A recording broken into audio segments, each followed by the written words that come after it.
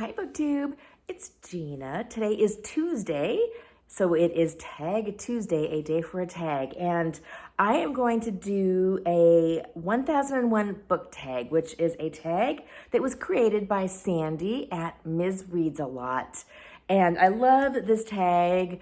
I have seen it going all over the place around BookTube. I'm so excited that it's taking off. And I'm so glad and honored that Sandy tagged me in the original video. So let's get started. Prompt number 1 is, do you follow any book lists? It can be a prize list or a challenge like the Rory Gilmore challenge. And I don't really follow any lists. I pay attention to the Booker Prize. I pay attention to the Women's Prize. But I find that I am enjoying contemporary fiction less and less, so most of the prizes do tend to focus on contemporary literature, which I just don't read as much. Brian at Bookish did this tag.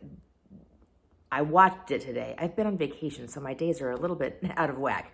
And he reminded me that Neil Griffiths did a new prize, and I'll link it down below. It's actually not even that new anymore. It's a few years old, but I'm gonna start following that prize. It's a small publisher's prize. I can't now remember what it's even called, but I'm gonna link it below because I'm gonna start following that prize because it's small publishers, I think with less than 5 employees. So I'm imagining that they've got some really fun, interesting, and unique books that are not being read by everyone. So I'm gonna start paying attention to that prize. Prompt number 2, approximately how many physical books do you currently own? And I have not counted my physical books, but I've got, I've showed you these a couple times before. I've got 1, 2, 3, 4, 5, 6 of these tall 2, 3, 4, 5, 6 shelf bookcases and 2 short ones that are like 4 or 5 shelves. And each of these holds, I don't know, probably 40 books, maybe 1, 2, 3. I don't know, I'm gonna count them right here in front of you, but probably not that, they probably don't hold that many because some of my books are fatter. So I don't know. Clearly I am not good at math because I can't even count my own books. I do, however, know how many Kindle books I have, which is the next question, and that is 550. I did look up my Kindle library and have 550 Kindle books. So I've got a lot of Kindle books too. Prompt number 3, 1,000 books read. Approximately how many books have you read in your lifetime and do you keep track? And I'm sorry, Sandy, I am just a bust at these questions so far because I don't have any idea how many books I have read over my life. I have not tracked my books or my reading until I started on Goodreads, which was probably 2017. So I've tracked my reading ever since then. I average probably 50 books to 70 books a year. I have absolutely no idea how many books I read before then because I have a terrible memory and I don't remember. And like the years when I was in high school, I have almost no memory of the books I read then. So I really don't know how many books I've read. Next prompt, 1001 Arabian Nights. Have you read any stories from the Arabian Nights? Do you have a favorite? And if you haven't read it, do you want to? And I have not read it, but I do have something that I think was sort of inspired by 1001 Arabian Nights, and it is the 100 Nights of Hero by Isabel Greenberg. And this was making the rounds on BookTube way before I had my channel, many years ago. And I bought this at Powell's bookstore in Portland, which is one of my all-time favorite bookstores. And this is a graphic novel, which I think sort of follows a similar theme to Arabian Nights, where Hero is telling stories every night to prevent something terrible from happening. And it's beautiful.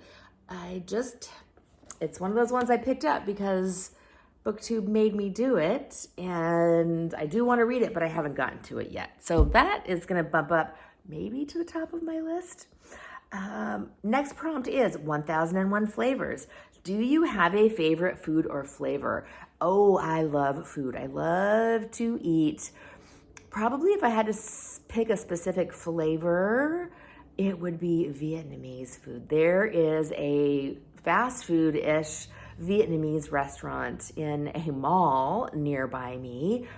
And they've got this crispy tofu Vietnamese noodle salad that is so good. It's got like a vinegary fish sauce, and it's noodles and veggies and crispy tofu, and it is so good. So I'm gonna go with Vietnamese, but I love food. Let's just stop at that. Next prompt is 1001 pages. Have you read a book that is over 1001 pages? Is there one that you recommend, and is it worth the time? What is the longest book you have read? And I don't think I've read any books over 1,000 pages. I was sort of looking at my shelves and looking through Goodreads, and I don't think I've read any of the super chunksters. The two that I've read most recently that are 800-ish pages are The Priory of the Orange Tree by Samantha Shannon, and I just recently finished Bleak House, and these both have like 800 plus, a little bit over 800 pages. Bleak House is actually 860, and Priory is less at 808. And this is funny because I don't know if this bugs you guys, but look at this. This is a fantasy. This is a classic. Look at Bleak House is longer than Priory. They make these fantasies so huge, I think, to make them feel more substantial. I don't know why they do that. It really drives me crazy, though. I would much rather have a book this size than this size. I find these so difficult to hold and read. So if anybody ever listens to me, which why would they, make fantasy books a normal size. Don't explode them. And I would recommend Bleak House for sure. I can't really recommend Priory of the Orange Tree. I talked about it before. It was fine, but I didn't love it. Next prompt is 1001 buckets. Do you have a non-bookish bucket list? What is one thing on the list? And I'm trying to think of something. I really don't have a bucket list. Gosh, I sound like a really boring person in this video. I don't have a bucket list. I mean, like most people, I think have done this tag.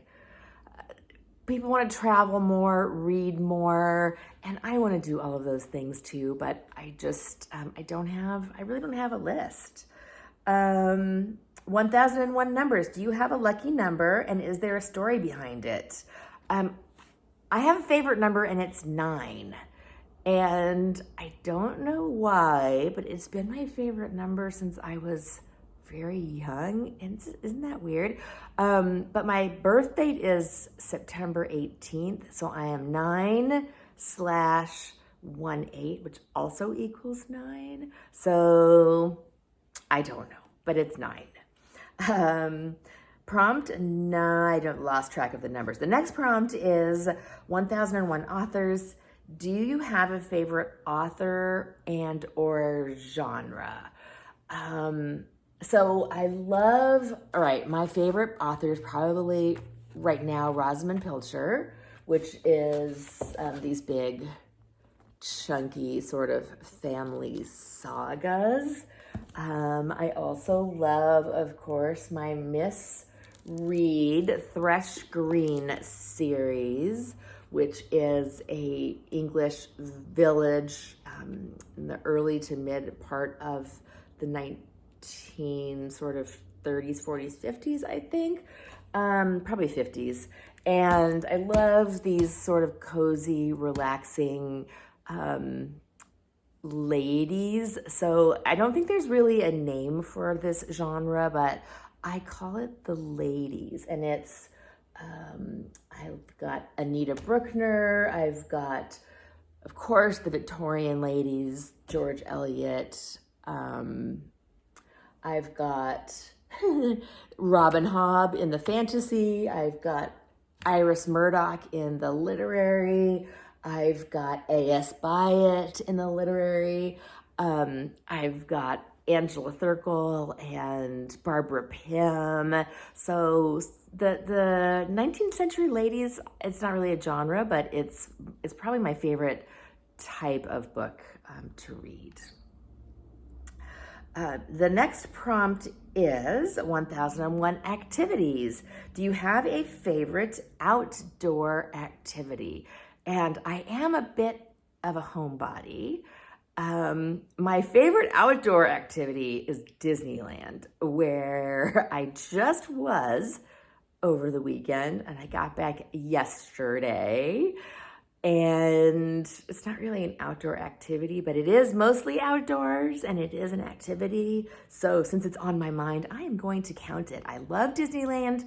I went with my dad, my two sisters, and my sister's partner, and it was delightful. It was fantastic. We had a wonderful, wonderful time, and it was outside, so I'm gonna count it. And the next prompt is 1001 book clubs. Not a prompt, but a question for the comments. Should I, as in Sandy, start a 1001 book club with a book a month for a read along? And I would say yes. And Sandy, I would start with Iris Murdoch, who I know is on your list and who I own a lot of and would love to read/reread. Hint, hint. And the next prompt is to tag people. And Sandy tagged everybody and their mother on this tag. So I went I started in my subscription list and I grabbed, you'll see, there's a bunch of B's, a C, and then an M. And the M is Marilyn Maya Mendoza, the baby, why do I always mess up her name? The baby boomer booktuber. I know this. Marilyn, I would love to hear you do this tag if you have not already done it. I'm also going to tag Bits of Lit, Books and Sushi, Book Zealots, Bookins and Books, Say Kevy, and Cozy Reading with Quaker Cats. And of course, no pressure on anybody to do this tag, but it's a fun one. And I'm so excited that Sandy did her very first tag and that it's just doing so well. And I'm loving hearing everyone's answers to the tag. And so I hope that everyone will do it, even if you haven't been tagged. Thanks, BookTube. See you next time.